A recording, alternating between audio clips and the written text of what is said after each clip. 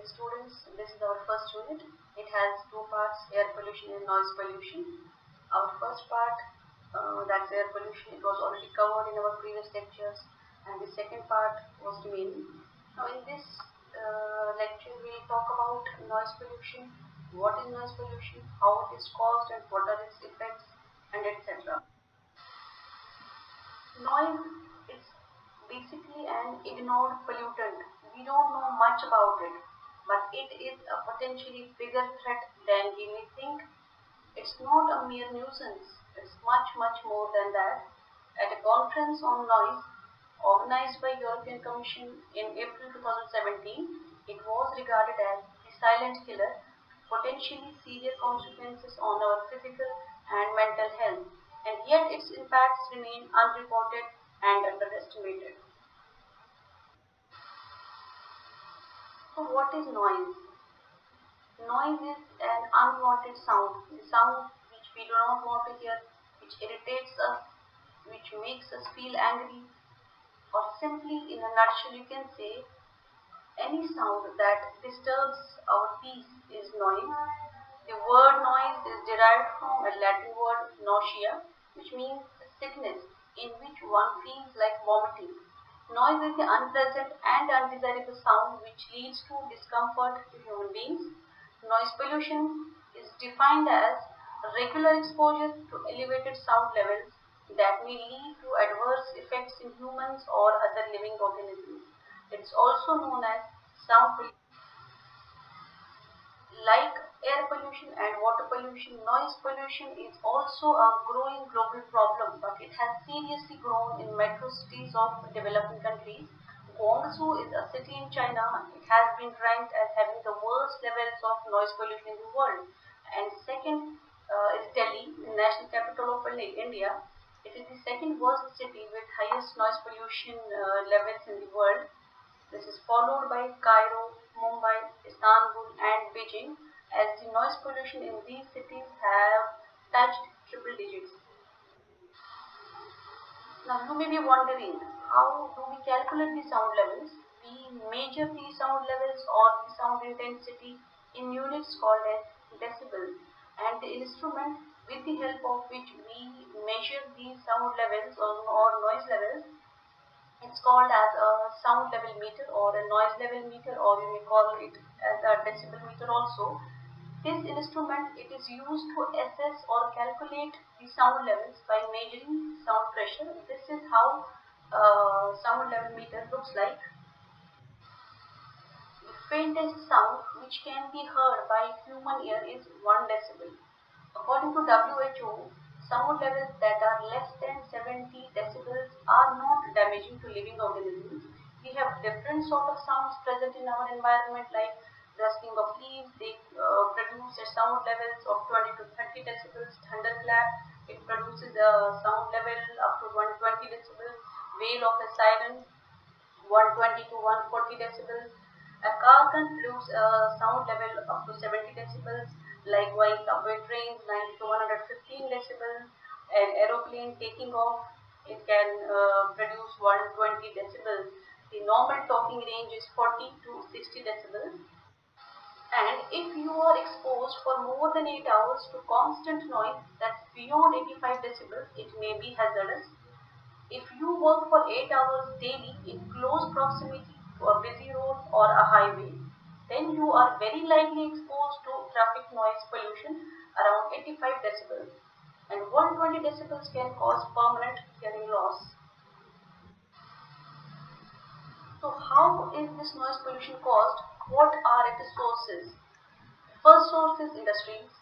These industries, they make use of heavy machinery such as big generators, huge exhaust fans, mills, etc., and they result in production of unwanted noise. Second is vehicles. Increased number of vehicles on the roads are the second reason for creating noise. As you are also aware of the fact that the number of vehicles have grown beyond the carrying capacity of the roads.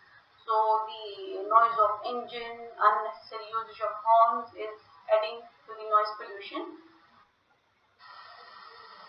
I have have put a picture of three different cities. Two pictures are from China, one is from India. From this picture, you can just get an idea of, like, you can just imagine or get an idea of what would be the level of noise produced because of these vehicles.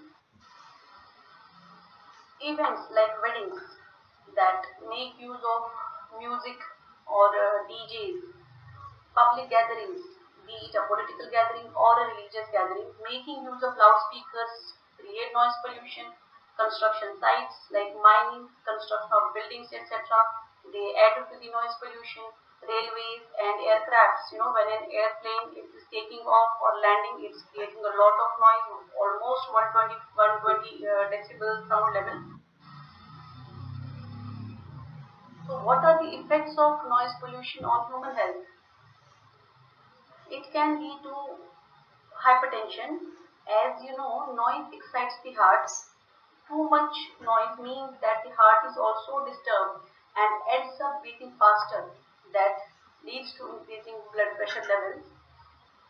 Constant exposure damages the eardrums, resulting in loss of hearing, and this loss of hearing can be permanent and temporary also.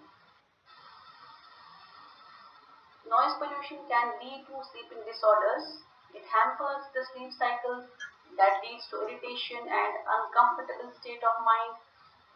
Heart-related problems such as blood pressure levels, stress, and cardiovascular diseases might come up in a normal person, and the person who is already suffering from any of these diseases might feel this sudden shoot up in the levels. So the persons who are already having heart problems, blood pressure problems, they should stay away from the high noise. So not only human, but this noise pollution, it affects animals also. It can have a detrimental effect on animals, increasing their risk of death. High intensity sounds, it induces fear in different species, and which can force the species to abandon their habitat. Hearing loss and rapid increase in heart rate are some of the effects of noise pollution on animals. Animals use sound for a variety of reasons. They use sound to navigate, find food, attract mates, and avoid predators. Bats and owls, you already know, they are nocturnal. That means they are active at night, so they can have trouble finding their prey. This noise pollution makes it difficult for these animals to accomplish their tasks, and which can affect their ability to survive. Effect of noise on plants. You may already be aware of the fact that many plants and trees, they rely on birds or other animals for the pollination. That means transfer of pollens from one flower or tree to the next, or for the dispersal of their seeds.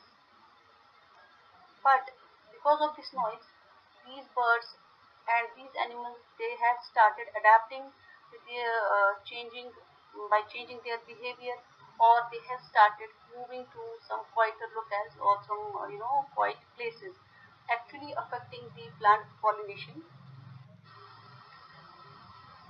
Noise pollution is actually affecting the marine life also. What is marine life? The creatures that live in the oceans and seas.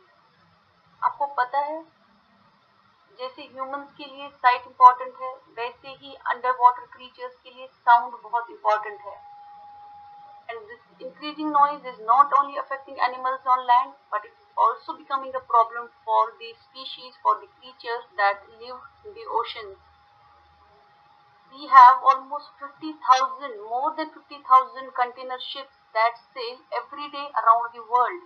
We have oil drills, we have sonar devices used by military, used by navy to detect the objects underwater. We have seismic air guns. Seismic air guns, they actually are used by oil and gas industries to explore new deposits. These all these activities have made the marine environment very loud and chaotic. Whales and dolphins also called as cetaceans, they are particularly impacted by noise pollution. As you already know that sunlight cannot go beyond 200 meters, and deep down the ocean, it's completely dark. So have you ever thought of how these animals that live under the ocean, under the sea, how do they communicate, how do they navigate, how do they feed and find mates? These animals have got a special ability that's called as echolocation. That this is a technique that's used by these animals to locate the objects in dark by the transmission of sound waves. But this excessive noise that's being created by the ships, by the oil drills, by these sonar devices, this is interfering with this special ability of these animals, and they, it is disturbing their activities, and it's already disturbing their way of living. This slide can give you an idea of how these animals make use of sound waves to locate the objects or their prey. And at the end of this presentation, I'm gonna play a video that will give you a complete idea of how this sound, how this noise is actually becoming a problem for this marine life. So, what should be done to reduce this noise pollution? Turn off the appliances when not in use. Shut the door when using noisy machines. We can make use of earplugs or earmuffs when the noise goes beyond the manageable level. Lower the volume. You can listen songs, radio, TV in lower volume also. Stay away from noisy area like noise producing industries, airports. They should be far from residential areas as it's very dangerous for infants and citizens. We can plant more and more trees as trees are good noise absorbents. According to studies, trees can reduce noise by 5 to 10 decibels around them. Follow the limits of noise level. Community law should check use of loudspeakers. Avoid excessive honking, horn only when it's necessary. Control noise level near sensitive areas. There should be there should be control on noise levels in silent zones. Silent zones include schools and hospitals. We should place noise limit boards near sensitive areas. Strict laws be implemented. Central Pollution Control Board has already put certain standards, certain permissible levels, like for different zones. For industrial zone, the permissible noise level during daytime is 75 and at night it is 70 decibel. Commercial zone, that means markets and administrative areas, 65 it should be during daytime and 55 at night time. For residential areas where we live, residential area is where people live, like it should be 55 during the day and 45 at night. Silent zones, that includes education institutes, hospitals and religious places also. The permissible noise level is 50 during the day and 40 at night. So proper measures should be taken in order to mitigate noise pollution. That means that includes traffic management strategies, promoting light rail systems and electric buses, reduced speed limits, introducing noise barriers, and improved planning process. That's all for today. Thank you.